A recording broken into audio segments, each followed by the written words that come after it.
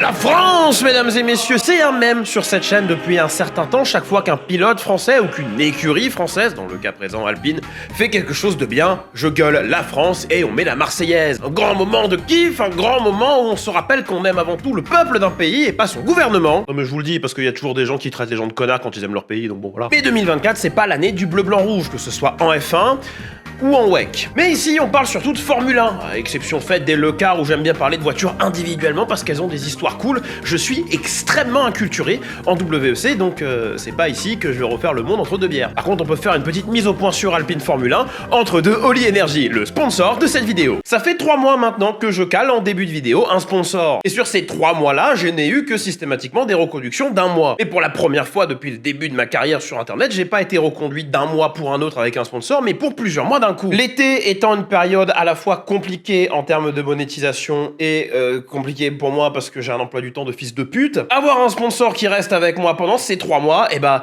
c'est la certitude de pas crever de faim ou de pouvoir payer l'URSSAF au choix. Et ça c'est en partie grâce à vous. Alors du fond du cœur, merci d'utiliser le code Clippy5 pour 5 € de réduction sur votre premier achat ou le code Clippy tout court pour 10% de réduction sur n'importe laquelle de vos commandes. Parce que non seulement vous grattez un petit peu d'argent, ça vous coûte un petit peu moins cher, et aussi, bah moi, ça m'aide beaucoup, parce que, full transparence, je touche une commission là-dessus. Tous les liens sont évidemment dans le commentaire épinglé et dans la description. Si tu connais pas Oli Energy, c'est une marque de boisson énergisante en poudre qui est vachement mieux comme alternative que la majorité des conneries qu'on trouve dans les supermarchés. Il y a énormément de saveurs, ils en sortent des nouvelles très régulièrement, il y a plein d'offres spéciales sans arrêt. Et en plus de la gamme énergie, ils ont une gamme hydratation qui est pas isotonique mais hypotonique, donc il y a vachement moins de sucre. De toute façon, il y a très peu de sucre dans les trucs Oli en général. Et ils ont aussi une gamme Ice Tea qui est succulente. Et là, pour le coup, c'est vraiment un truc qui est dans ma routine maintenant. C'est un truc que je vous vends pas juste parce qu'ils me donnent de l'argent, mais parce que j'aime bien le produit. Donc si tu veux tester, il y a les liens en bas. Si tu utilises mes codes, tu payes moins cher, je gratte quelque chose. Encore une fois, merci à vous. Et oui, je viens de transformer mon spot d'intégration en un message de remerciement. Personne ne m'arrête. Bon, on pourrait parler de l'éléphant dans la pièce chez Alpine, qui est la non-reconduction d'Esteban Ocon. Beaucoup considèrent que c'est une surréaction vis-à-vis de l'incident de course à Monaco avec Pierre Gasly, un incident de course qui a sûrement aussi été un petit peu provoqué, créé par un incident de course un peu plus tôt au casino dont personne ne parle, je sais pas pourquoi. Ouais, c'est Clippy du montage, de retour avec une nouvelle interruption. Je suis pas en train de dire que c'est de la faute à Gasly. Non mais je sais qu'il y a des fouilles merdes partout qui veulent comprendre ce qu'ils ont envie de comprendre, c'est pas ce que je dis du tout là. Ce que je veux dire c'est que c'est important de replacer dans le contexte le move d'Esteban quand au casino ou juste avant, il y a ce squeeze contre le mur. Ça excuse pas non plus son move juste avant le tunnel, on est d'accord. Et c'est selon moi un élément de contexte important qui est beaucoup trop survolé, parce que me dis pas que ça, là, si ça t'arrive, ça éveille pas en toi une tension. Je dis surréaction, déjà parce que le Boug a clairement le rythme pour rester. Alors je sais qu'il y en a beaucoup qui disent oui, en plus Esteban, il carré. Regardez les stats, on est sur du, au mieux, 55-45 avantage Esteban.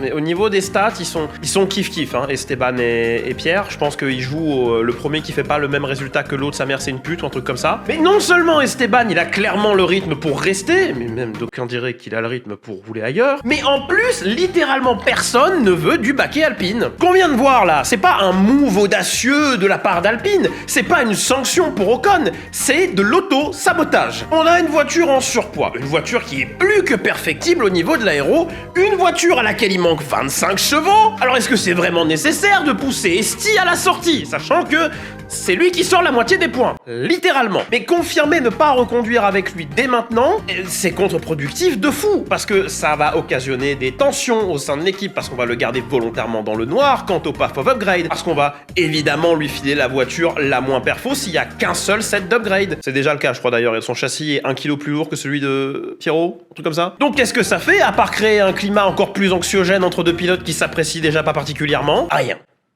Que de la merde. Bruno, t'as fait quoi en fait? Surtout qu'il faut pas oublier qu'Esteban, dans le registre des mauvais équipiers, il peut faire extrêmement fort. Il a appris des meilleurs d'une part, et d'autre part, il faut bien comprendre un truc, c'est que même si c'est un terme qui peut paraître péjoratif, mauvais équipier, c'est un trait que partagent tous les grands du sport. Schumi, Alonso, Vettel, Senna, Hamilton, incroyables pilotes, les pires équipiers à avoir. Avant que la team LH44 vienne encore lâcher un tas de fumier dans mes bottes, Lewis, il est étonnamment très bon équipier quand il est pairé avec un Finlandais qui l'emmerde pas au championnat. Voilà. Ou qu'il a une voiture qui joue pas les avant-postes. Aussi. Oui, ça, oui. effectivement. Surtout que là, je parle d'Esteban, mais Pierre, il est pas garanti non plus la saison prochaine. Hein. Alors oui, là, il va être valorisé, placé au centre du projet. Alpine, ils ont fait quelque chose que moi, je considère comme idiot, mais ils sont pas complètement cons. Ils vont sûrement essayer de garder le mec du mieux qu'ils peuvent. Mais croire que Pierre va pas aller faire de la prospection ailleurs et peut-être parier sur un projet comme le projet Audi si Sainz va pas là-bas, parce que lui, dès qu'il sera casé, le marché des pilotes se déverrouille.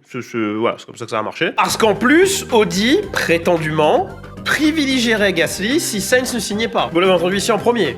Ou pas, parce que c'est une info aux oreilles en fait. Donc il y a un monde où en fin de saison, Alpine a plus de pilote. Schumacher pour cher, when? La vérité, il y a des gens qui sont disponibles pour le baquer, mais il faudra voir qui sera prêt à prendre le risque. Parce que pour l'instant, Alpine, et ça me crève le cœur de le dire, Alpine a pour l'instant surtout l'image d'une écurie extrêmement mal gérée. Bon, la vérité, Bottas est disponible en théorie, s'il re-signe pas chez Audi du coup. Guan Yu Zhou va avoir un certain intérêt économique par rapport au marché chinois, effectivement. Effectivement, il y a aussi les rookies, Martin et Douane, alors ils sont pas complètement à exclure. Martin a quand même plus de chances d'accéder au baquet que Douane, mais c'est quand même genre, il a 12% de chance et Douane il a 11% de chance, tu vois, c'est au poil de cul. C'est juste que Martin s'il a un avantage, c'est qu'il est français. Et que Alpine, ils ont une grosse emphase sur l'image de marque, le côté la France, tout ça. Donc oui, marketingement, Martin, c'est un avantage. Après, c'est vrai qu'aussi, en termes de paire... Mick, par contre, c'est clairement un outsider pour le baquet. Il représente finalement très peu d'enjeux économiques. Il est bon, mais pas à ce point-là, malgré les 2 ans qu'il a chez As derrière lui. Et je crois que j'ai oublié personne. Enfin, peut-être Magnussen, mais lui... Tout à l'heure, j'ai abordé le problème de la déficience de 25 chevaux du moteur Renault dans l'Alpine. Et ben, ça pourrait n'être qu'un lointain souvenir bientôt. Parce qu'il y a des rumeurs de plus en plus persistantes comme quoi Alpine pourrait dropper Renault comme motoriste. Donc, je réitère, Alpine, une division sport maintenant de Renault, pourrait ne plus avoir un moteur Renault dans sa B-moteur. Ce qui voudrait dire que le seul lien avec Renault serait la propriété intellectuelle Alpine. Parce que je vous rappelle que les usines Alpine, l'équipe de Formule 1, sont à Enstone, en Grande-Bretagne, précisément en Angleterre. Et en vrai, c'est pas si fou, hein. Parce qu'il y a des équipes en Formule 1 qui représentent une marque et donc les intérêts commerciaux d'une autre marque sans avoir des moteurs de la marque en question dans leur B-moteur. Aston Martin, par exemple, utilise des moteurs Mercedes. Soit leur division route utilise aussi des moteurs Mercedes, ça les empêche pas de passer à Honda dès 2026. McLaren utilise des moteurs Merco cette saison, mais avant ça, McLaren a aussi utilisé des moteurs Honda, Porsche, Peugeot, Renault, Cosworth. Il y en a tellement d'autres que j'ai écrit que j'avais pas besoin d'écrire parce qu'en fait je peux dire etc. Alors que leurs voitures utilisent des moteurs badgés McLaren qui sont en fait des V8 Nissan. Ne le dites à personne ça. Hein. Donc une Alpine avec un moteur Red Bull Powertrain qui est une des pistes privilégiées actuellement, eh ben c'est pas si déconnant. Par contre c'est vachement drôle quand tu remets en contexte le fameux now you need a driver and an engine. Because now we need a driver and an engine. And a car. Everything else, actually. En plus, d'un point de vue commercial, Red Bull Powertrain, ce serait très bien. Parce que d'une part, ça parle à personne, ils font pas de moteur dans le civil, et ce serait très certainement un deal non nominatif. Ce que je veux dire par là, c'est que Alpine sera très certainement pas obligé de mettre la mention Alpine Red Bull Powertrain derrière. Oui, sur la fiche d'entrée, de la même manière que Red Bull Renault dans le temps, ils seront obligés de le préciser. Mais ce sera pas un deal à la McLaren dans les années 90-2000 où c'était vraiment McLaren Mercedes et où il y avait une emphase, une collaboration entre les deux. Donc commercialement, ça ferait du sens. Par contre, logistiquement, ça pue un peu plus la merde parce que Red Bull Powertrain, ils sont nouveaux dans le game de la création de moteurs. Et le fait est que ils ont 2 équipes déjà à fournir, à savoir Red Bull Racing et Vicarb, que je n'appellerai pas, je sais plus comment ça s'appelle Vicarb et puis c'est tout. Et comme ils ont déjà dit 2 ou 3 fois que leur focus, c'était d'abord leurs équipes à eux et qu'après les clients on verrait peut-être, et ça sent pas forcément très bon parce qu'ils ont peut-être pas les installations nécessaires pour produire autant de moteurs, quality tester autant de moteurs, etc., etc. Et puis là il y a un truc aussi, je tiens à le rappeler parce qu'il y a beaucoup de gens qui ont l'air d'avoir oublié, Renault en Formule 1, Renault français, c'était entre 77 et 85. Depuis, c'est plus Renault. Et là, il faut que je rentre un peu dans les bails historiques que vous aimez bien. En fait, il se trouve que l'équipe qu'on appelle actuellement Alpine, qu'on appelait juste avant ça Renault, elle est britannique à 98%. Vous avez peut-être déjà entendu le terme de Team Enstone, comme des fois on entendait des gens dire Team Silverstone. C'est parce qu'en fait, les équipes sont basées à divers endroits. Team Silverstone, c'était ce qu'on appelait un temps Force India, ce qu'on a appelé un temps Racing Point, ce qu'on appelle maintenant Aston Martin, et ce qu'on a surtout appelé Jordan. Et bah la Team Stone c'est pareil, on l'appelle aujourd'hui Alpine, mais avant elle s'appelait Renault, et avant ça elle s'appelait Lotus, et avant ça elle s'appelait Renault, et avant ça elle s'appelait Benetton, et avant ça elle s'appelait, tu l'as sur le bout de la langue, Toleman. Oui, bravo, Toleman, où anecdotiquement Ayrton Senna a fait ses débuts. Ce qui veut dire qu'il y a eu une période de temps où l'équipe qui est devenue Alpine, qui était donc Renault, s'est battue avec Renault en piste.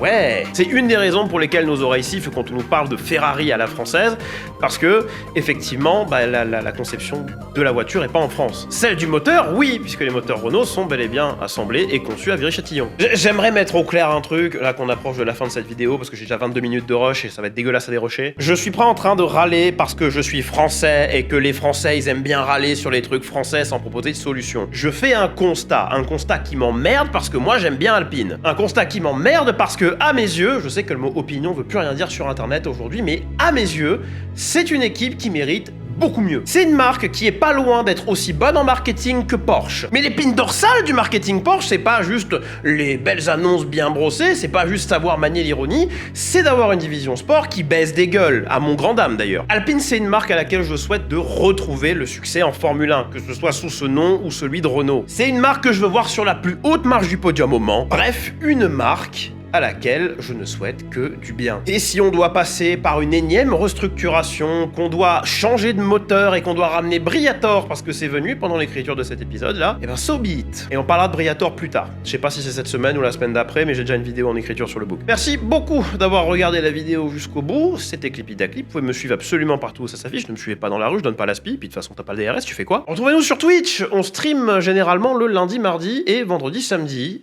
Voilà, j'essaye de pas faire que ça non plus de toute ma vie. En plus, on teste un nouveau dispositif maintenant avec un PC qui se charge de streamer et l'autre qui se charge de jouer. Ouais, c'est super. Ouais. C'est technologie, ouais. Bref, c'était Clippy Daclip.